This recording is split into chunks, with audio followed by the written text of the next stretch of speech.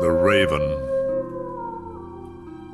Once upon a midnight dreary, while I pondered weak and weary over many a quaint and curious volume of forgotten lore, while I nodded, nearly napping, suddenly there came a tapping, as of someone gently rapping at my chamber door. "'Tis some visitor," I muttered, tapping at my chamber door. Only this, and nothing more.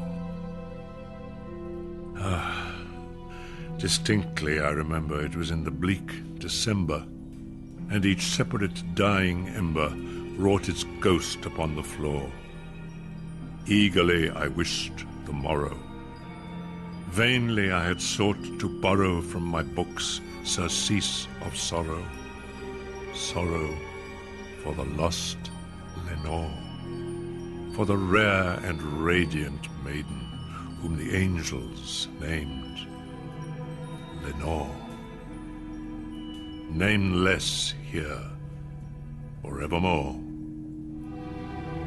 And the silken, sad, uncertain rustling of each purple curtain thrilled me, filled me with fantastic terrors never felt before, so that now, to still the beating of my heart, I stood repeating, "'Tis some visitor entreating entrance at my chamber door, some late visitor entreating entrance at my chamber door. This it is, and nothing more." Presently my soul grew stronger. Hesitating then no longer, "Sir," said I, "or Madam, truly your forgiveness I implore, but the fact is I was napping, and so gently you came rapping, and so faintly you came tapping at my chamber door, that I scarce was sure I heard you. Here I opened wide the door."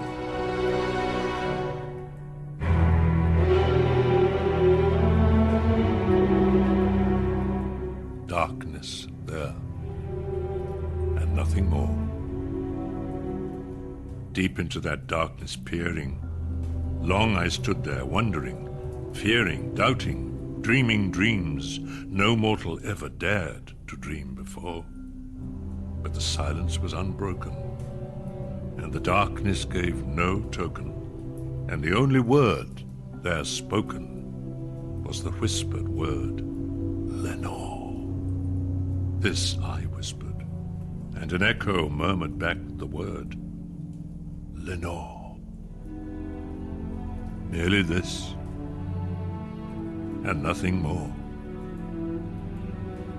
Back into the chamber turning, all my soul within me burning, soon again I heard a tapping somewhat louder than before.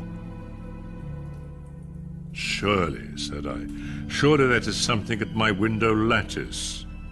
Let me see, then, what thereat is, and this mystery explore. Let my heart be still a moment, and this mystery explore. 'Tis the wind, and nothing more. Open here, I flung the shutter, when, with many a flirt and flutter, in there stepped a stately raven of the saintly days of yore.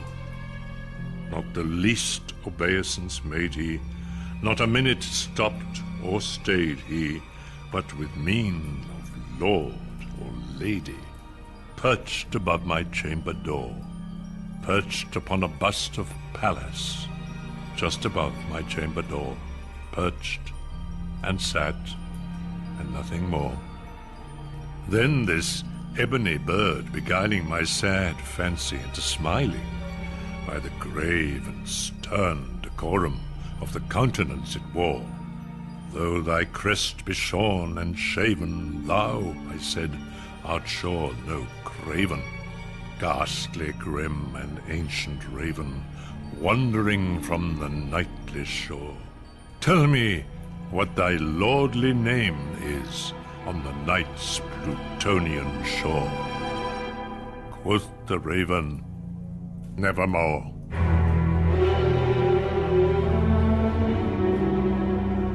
Much I marvelled this ungainly fowl to hear discourse so plainly, though its answer little meaning, little relevancy bore. For we cannot help agreeing that no living human being ever yet was blessed with seeing bird above his chamber door. Bird or beast above the sculptured bust above his chamber door, with such name as Nevermore.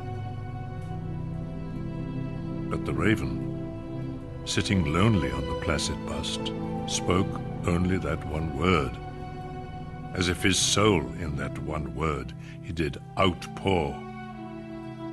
Nothing further then he uttered, not a feather then he fluttered. Still I scarcely more than muttered. Other friends have flown before. On the morrow will he leave me, as my hopes have flown before. Then the bird said, Nevermore.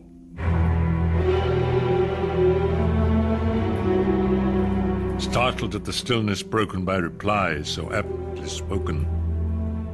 Doubtless, said I, what it utters is its only stock and store, caught from some unhappy master, whom unmerciful disaster followed fast, and followed faster, until his songs one burden bore, till the dirges of his hope that melancholy burden bore of never, nevermore. But the raven, still beguiling all my sad soul into smiling, straight I wheeled a cushioned seat in front of bird and bust and door. Then upon the velvet sinking, I betook myself to linking fancy unto fancy, thinking what this ominous bird of yore, what this grim, ungainly, gaunt, and ominous bird of yore meant in croaking Nevermore. This I sat engaged in guessing, but no syllable expressing to the fowl, whose fiery eyes now burned into my bosom's core. This and more I sat divining, with my head at ease reclining, on the cushion's velvet violet lining that the lamplight gloated o'er. But whose velvet violet lining, with the lamplight gloating o'er, she shall press, nevermore.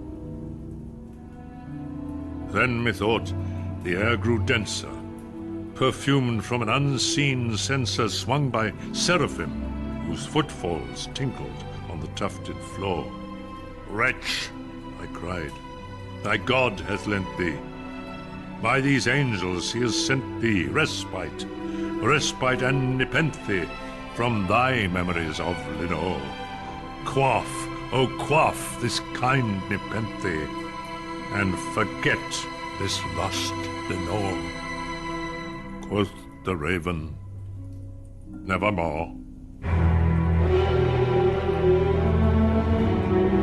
Prophet, said I, thing of evil, prophet still, if bird or devil, whether tempter sent, or whether tempest tossed thee here ashore, desolate, yet all undaunted, on this desert land enchanted, on this home by horror haunted, tell me truly, I implore, is there balm in Gilead? Tell me, I implore. Quoth the raven, Nevermore. Prophet, said I, thing of evil, prophet still, if bird or devil, by that heaven that bends above us, by that God we both adore, tell this soul with sorrow laden, if within the distant Aidenn it shall clasp a sainted maiden whom the angels named Lenore. Clasp a rare and radiant maiden, whom the angels named Lenore. Quoth the raven, nevermore.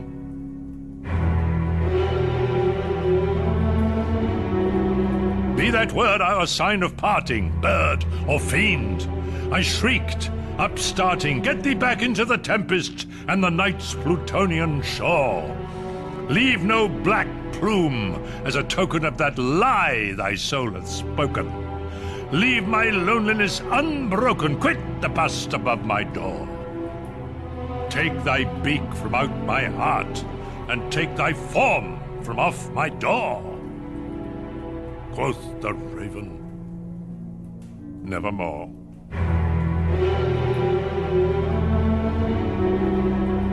And the raven, never flitting, still is sitting. Still is sitting on the padded bust of Pallas, just above my chamber door. And his eyes have all the seeming of a demon's that is dreaming, and the lamplight o'er him streaming throws his shadow on the floor. And my soul, from out that shadow that lies floating on the floor, shall be lifted nevermore.